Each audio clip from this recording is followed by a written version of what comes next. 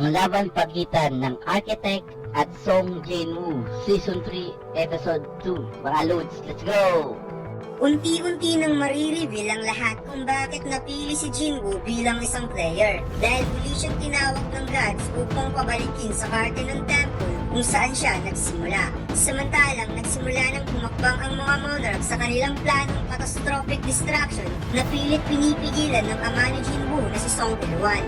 Matapos makita ni Mrs. Silner ang likod sa tunay na kapangyarihan ng ikasampung Strong Hunter ng South Korea, lumipat ang eksena sa Hunter Association.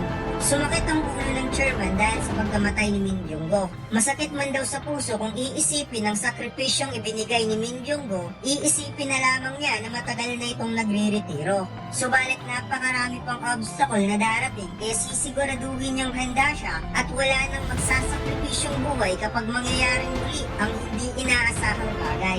May tumawag kay Openhe at ipinaalam sa kanya na mayroong birang gate na lumitaw sa gitna ng kalsada. Kaya naisip niyang hindi average hunter ang kailangan para i-clear ang gate na ito. Kaya nakapag-decide siya na tumawag na lamang sa top 5 guild. Ngunit bigla niyang naisip, ang gate na nagbukas sa gitna ng kalsada ay malapit lang sa bagong bukas na office ni Song Jin-woo. Samantalang si Jin-woo napaisip kung ano ang nakita ni Mrs. Silner sa kanyang kapangyarihan, bakit ito nanginginig sa takot at mukhang malabo nang mangyari na magkikita pa silang muli. Napansin ni Jin-woo ang grabing traffic sa kalsada at biglang tumawag si Gogan Hee sa kanya. Kaya nalaman niyang kaya pala traffic dahil sa gate na lumitaw sa gitna mismo ng kalsada. Sinabi ng chairman, ang gate na lumitaw ay isang birang gate at gusto sana niyang ipaubayan na ito kay Jin-woo. Sagot ng ating bida, pwede ba yan kahit walang permiso? Tumawa ang chairman at napasabing hindi na niya kailangan ng permiso dahil siya ang chairman ng Hunter Association. Kaya napangiti na lamang si Jin-woo na parang nakalimutan na niya kung sino ang kanyang kausap. Nilagyan ng caution cordon ng taga-Hunter Association ng gate sa gitna ng kalsada habang mayroong mga reporters at mga enforcers. Napansin ng staff na may pumasok na tao sa cordon at kaagad niya itong pinigilan dahil bawal itong pumasok at wala daw itong permiso. Ngunit bigla niyang napansin na ang Strong Hunter pala na si Song Jin-woo ang pumasok. Mas lalong pinagalitan si Jin-woo dahil kahit isa daw itong Strong Hunter, hindi daw dapat i-ignore ang process ng Hunter Association at alam daw niya ang bagay na yon. At kahit mayroon daw itong permiso, hindi daw sapat ang bilang nito upang magsagawa ng raid. Kaya nahiya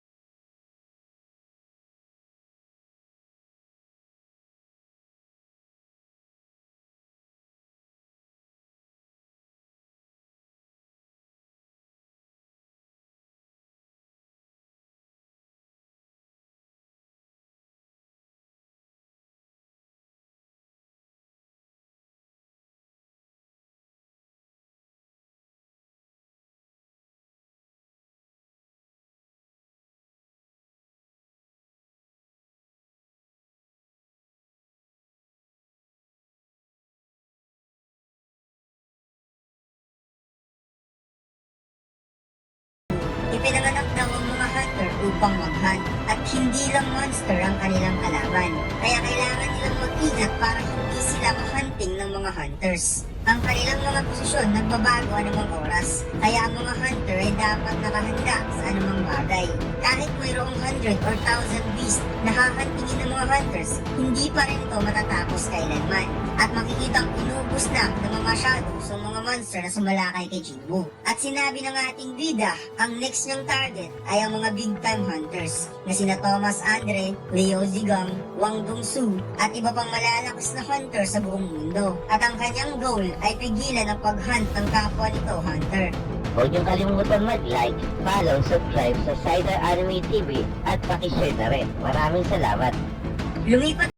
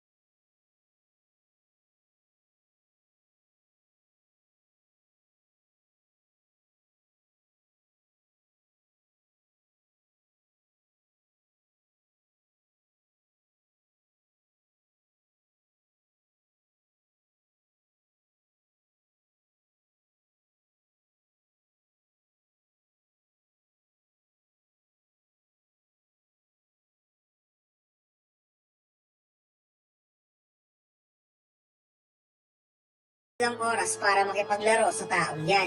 Kaagad pumasok sa gate si Yogomot habang papasok na rin ang Ice Monarch at sinabing, subukan mo nalang pigilan kami kung kaya mo. Kaagad kinuha ni Song Rilwan ang dalawang dagger na parang nakatago lang ito sa kanyang sleeves at hindi daw niya hahayaang makatakas ng dalawa. Gumawa ng Ice Shield ang Monarch of Frost, ngunit madali